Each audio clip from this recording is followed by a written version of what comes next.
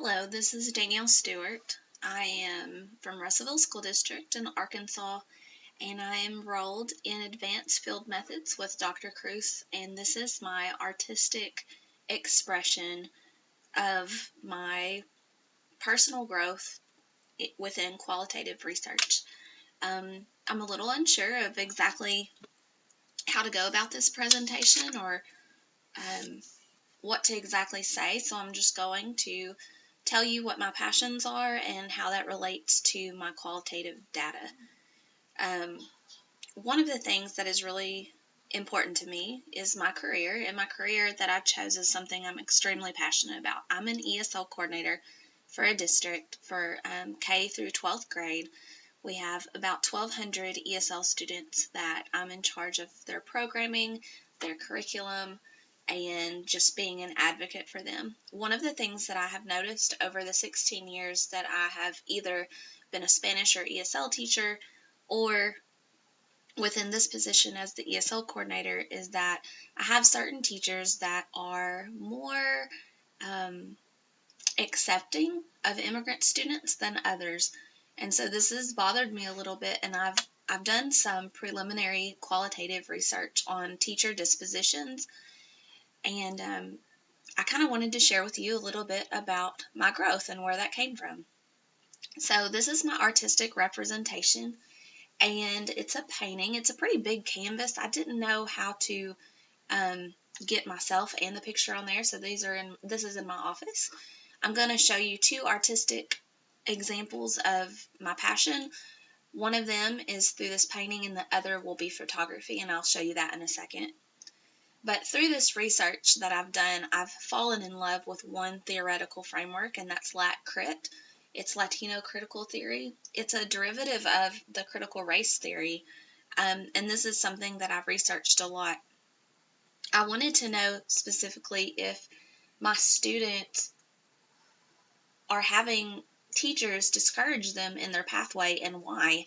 Why are these teachers, why do they have certain thoughts about immigrant children? Do they think it's their right to have the students' right to have an education? Do they think they should already speak English before they educate them? I wanted to know about that. So through this painting, I have several different countries represented. So there's flags of lots of different of my ESL students represented. And then on each flag, there's a language, a different language per that country. And the word that's on there, if you can see, says connections. And the reason why I chose this is because in Lat-Crit, that's one of their key components to look for. So there are 4 components for Lat-Crit. One of them is through the eyes of the community presence. What kind of presence does the community need within these Latino youth, and how does that affect their journey, and especially with their teacher dispositions? Even though I know this artistic representation is more about personal growth than my proposal, it's really hard to separate the two because I feel so passionate about both that I feel that qualitatively, that's what I will always research are things about immigrant students. So I hope that explains it a little more. The second pillar is advocating for students. A lot of times our students do not have the language ability to express their concerns or their issues or their struggles, and so I feel like the chain really represents the fact that they are bound together by the connection, but then the chain sometimes is education itself, or maybe a teacher that doesn't allow them to voice their concerns, or education system or programs that don't give them an opportunity to learn what they need to be able to do it. The third pillar is solidarity, and I represent solidarity through the puzzle pieces being all connected, even though we're so different, but there's still the connection of us together. And then the last one is coalition, and I feel like with the connections, it's really important to me that my students are empowered, and that we can transform these students from not just an ESL student, but a student who's empowered to go through their future and not only get good careers and good jobs, but have a say in their future, what they accomplish, and what their voice is, and how they're heard, and empower them to vote and be present in just all the discussions that make the decisions for their lives. So I hope that explains the representation there and my passion, and how I've grown qualitatively is really through my research of Black Crit. I also within this have discovered that testimonios is another qualitative narrative inquiry piece that I've really enjoyed learning about, and it really just means testimonies, but testimonios are specifically for Latino students who have a voice or a story about discouragement or a barrier that they've had to go through, and these are their stories. And so I feel like that chain can also represent those voices and how we can break those to make sure that we empower them. Okay, bear with me a little bit. I'm going to change screens because I'm now moving into the photo. And so obviously this is our Facebook page. I hope that social media is a form of art. We shall see what Dr. Cruz says. But I like to take a lot of pictures of our language academy that we have because there are a lot of really precious stories that inspire me. This is a young man right here. Hold on, it's loading.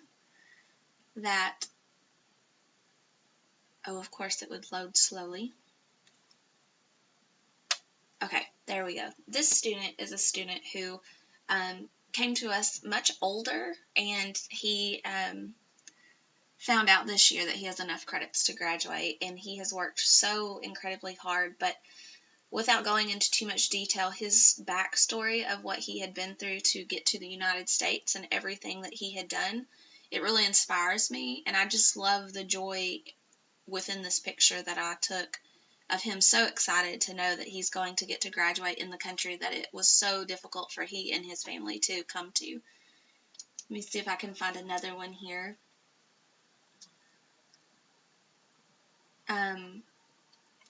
This picture right here is a picture that I took of my students in our summer program called Passport Immersion.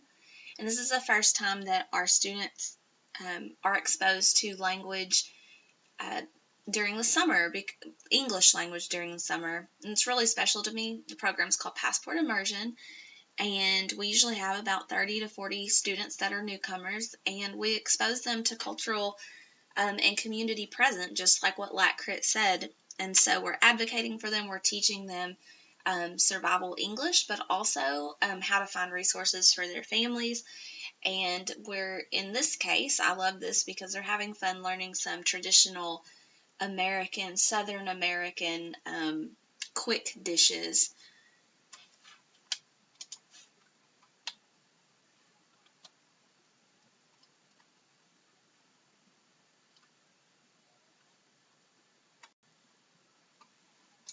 This is the last picture that I'm going to show you.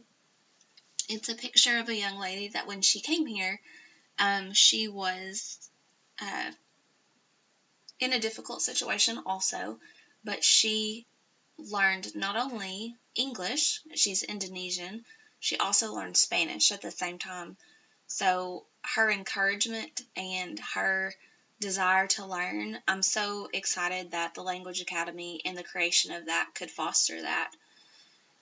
So when we go back to this picture, I feel like it represents those students, their stories, their presence in my life, but also hopefully that I can be a presence in their life.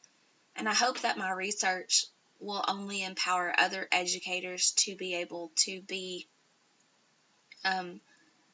more willing to educate students that are from diverse backgrounds.